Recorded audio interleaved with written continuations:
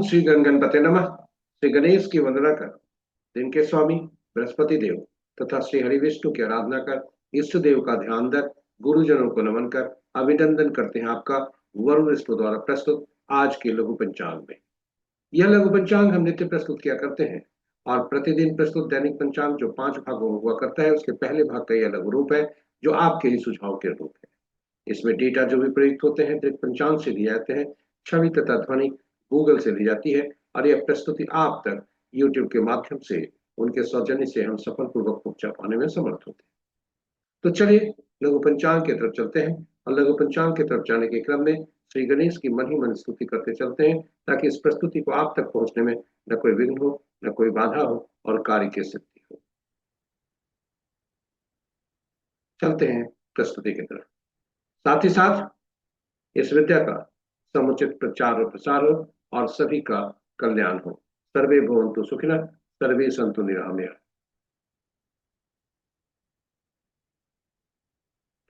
स्वागत है आपका प्रस्तुति। ओम नमो नारायण। जय श्री हरि विष्णु। ओम बृहस्पति देव। ओम ग्राम ग्रीम ग्राम गुरुवे नमः।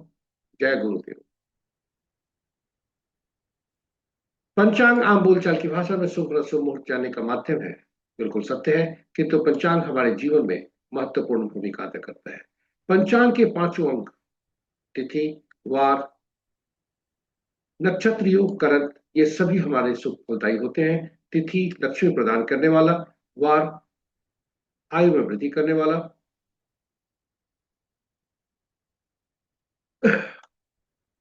और नक्षत्र पापों को नाश करने वाला, योग रोगों को दूर करने में सहायक, करण कार्यों में कार्य सिद्धि देकर आता है। इसलिए प्रातः ऐसा कहा गया है कि प्रातः उठते ही पंचांग का स्मरण करने से इनका लाभ होता है। पंचांग को स्मरण इस प्रकार करना चाहिए।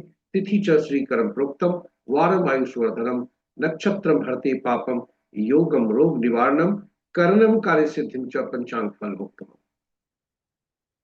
इसे प्रातः उठते ही स्मरण करना चाहिए और स्मरण करके फिर लघु पंचांग का श्रवण जरूर करना चाहिए। लघु पंचांग का पुराणों में कहा गया है लघु पंचांग का श्रवण करने से गंगा स्नान तुल्य लाभ होता है।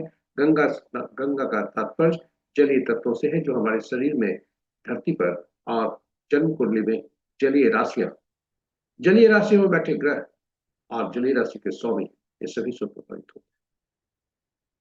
जी हाँ, पंचांग का स्मरण, उसके बाद श्रवण और फिर पंचांग हमारे जीवन में जो अहम और भूमिका अदा करता है वह हमारी निर्णय क्षमता को सुदृढ़ करता है, आत्मबल बढ़ाता है।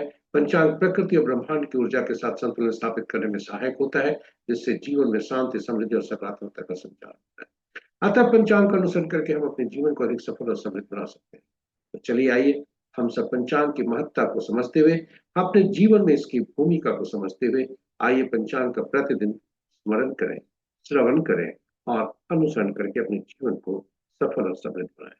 साथ ही साथ प्रस्तुति को साझा करें अपने मित्रों, परिजनों तथा शुभेच्छुओं के संग, ताकि वे भी पंचांग का स्मरण, श्रवण और अनुसरण करने के लिए प्रेरित हों और अपने जीवन को सफल और समृद्ध बना सकें। उनके इस प्रयास में हम सब एक माध्यम बनकर पुण्य के भागी बने।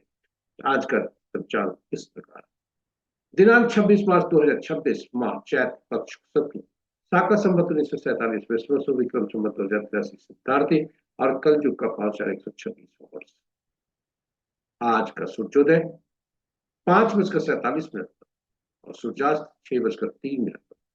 Sunrise at 5:47 AM and sunset at 6:03 PM। आज का दिशा शुभ दक्षिण है, फिर भी इस दिशा में यात्रा करने को बाध्यता हुई तो दही का सेवन करके यात्रा में सुखता है।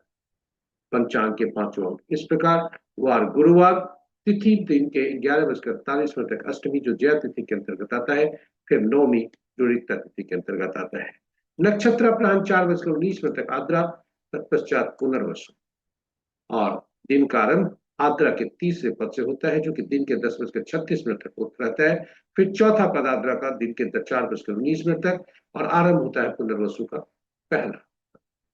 पहला पद संध्या 10:03 तक रहता है। उसके बाद कल भोर में 3:49 तक दूसरा पद और फिर तीसरा पद कल सूर्योदय के बाद प्रातः 9:36 तक तीसरा पद। योग देर रात्रि मध्य रात्रि 0:32 तक शोभन, उसके बाद दिगंत करण दिन के 11:48 तक बालव के करण दिन के 11:30 तक बौ, तत्पश्चात बालव जो कि 10:55 तक, और फिर कौल। तो ये रहे हमारे पंचांग के पांचों अंक। महत्वपूर्ण मुहूर्त में अभिजीत मुहूर्त दिन, शुभ मुहूर्त में अभिजीत मुहूर्त दिन के 11:31 से 12:20 दिन तक है। अमृतकाल प्रातः 6:50 से 8:21 प्रातः तक। सर्वार्थ सिद्धि योग अपराह्न 4:19 से 5:46 प्रातः तक। और रवि योग ठीक उसी समय अपराह्न 4:19 से 5:46 प्रातः तक। विजय मुहूर्त अपराह्न 1:58 से 2:47 प्रांत तक। गोधूली विलय संध्या 6:02 से 6:26 संध्या तक। और निशिता मुहूर्त देर रात्रि 11:31 से मध्य रात्रि 0:18 तक। रात्रि में की जाने पूजा पाठ जब तक साधना तंत्र मंत्रादि के निशिता मुहूर्त श्रेष्ठ हुआ करते हैं। अशुभ मुहूर्त में सबसे प्रभावी राहु काल अपराह्न 1:27 से 2:59 अपरांत तक। गुलिक काल प्रातः 8:51 से 10:23 दिन तक। यमगंड प्रातः 5:47 से 7:19 प्रातः तक। और वर्ज मुहूर्त कल भोर में 3:51 से 5:24 कल प्रातः तक। तो ये रहे हमारे महत्वपूर्ण शुभ और अशुभ। आज अष्टमी, मां महागौरी नवरात्रि के शुभ अवसर पर इनकी असीम कृपा पर बनी रहे। इनका रंग पिंक होता है, और पिंक जो है हमारे कंपैशन और हार्मोनी को बताता है, जो दिल, आत्मा और दिल को साफ रखता है। इनकी असीम कृपा पर बनी रहे। साथ ही साथ इस प्रस्तुति, आशा करते हैं पूरी प्रस्तुति आपके लिए ज्ञानवर्धक रही होगी और उपयोगी भी। यदि इस प्रस्तुति का पहली बार देख रहे हैं तो हमारे चैनल को सब्सक्राइब करें, साथ ही साथ नोटिफिकेशन बटन को दबाना न भूलें, ताकि हमारे हर प्रस्तुति की सूचना आपको मिल सके और आप उससे लाभान्वित हो सके। यदि मन में कोई सुझाव आया हो इस प्रस्तुति को और बेहतरी के लिए, आप हमें निस्संदेह हमें यूट्यूब के कमेंट बॉक्स पर कमेंट करके हमें सुझाव जरूर दें। इसका इंतजार रहता है, इससे हमारा मनोबल बढ़ता है।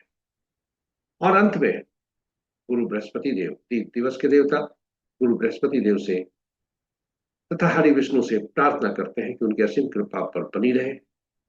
जय गुरु बृहस्पति देव, जय श्री हरि विष्णु, जय माता दी। ओम ग्राम ग्रीम ग्राम गुरु नमः। ओम नमो नारायण। जय श्री कृष्ण।